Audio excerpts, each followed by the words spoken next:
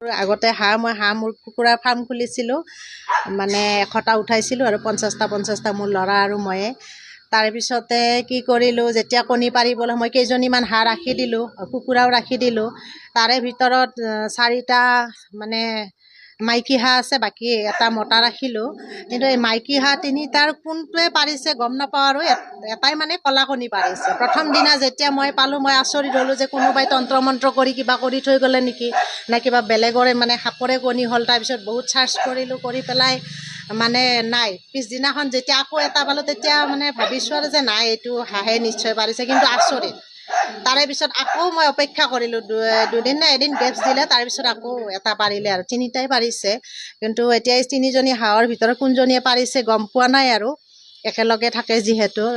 এই কলা হাঁহৰ কণী মানে বিচাৰি মানে মানুহ বহুত আহিছে মোৰ ঘৰত, মই দিয়া নাই। মই ভাবিছোঁ তাৰমানে মোৰ যিটো সন্দেহ সেইটো মাৰিব বিচাৰিছোঁ যে মই উমনি দিম, তাৰ পৰা কি মানে জন্ম হয় সেই বস্তুটো চাব বিচাৰিছোঁ, আৰু এইকাৰণে ৰাখি থৈ দিছোঁ। আৰু কিছুমানে ফটো লৈ গৈছে ঘৰত, আহি পেলাই ষ্টেটাছ দিছে, ক'ৰবাত হেৰি কৰিছে, এনেকুৱা আৰু। আমি আচৰিত, সাধাৰণতে গাখীৰ আৰু কণী বগায়ে, আমি বগা বস্তু লিখিব দিলে সৰুৰে পৰা পাইছোঁ যে বগা বস্তু কি কি, মানে তেতিয়া আমি গাখীৰ কণী এইবিলাকে লিখোঁ। কিন্তু যেতিয়া কণীয়ে কলা হৈছে, ভাবিছোঁ মানে কলিৰ যুগটো, আৰু কিছুমান নাভূত নাচভূত এনেকুৱা কিবা হ'ব পাৰে, আৰু ইমান চিন্তিতও হোৱা নাই, যি হয় হ'ব আৰু এই বুলি ভাবিছোঁ। আৰু হঠাতে মোৰ ভণ্টিৰ ঘৰত আহি পেলাই নোহোৱা নোপোজা মানে বস্তু এটা দেখা পালোঁ। সেইটো হৈছে যে কি, কণী। সচৰাচৰ হাঁহে কণী পাৰে বগা, কিন্তু আহি দেখিলোঁ যে কণীটো কলা। এতিয়া জীৱনত যেন সেইটোকা ঘটনা দেখাই নাই।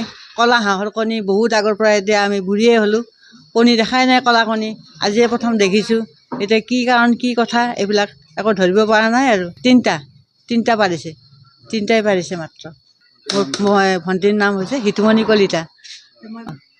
কেইটা পাৰিছে? 3টাই পাৰিছে মাত্ৰ, তাৰপিছত আৰু নাই।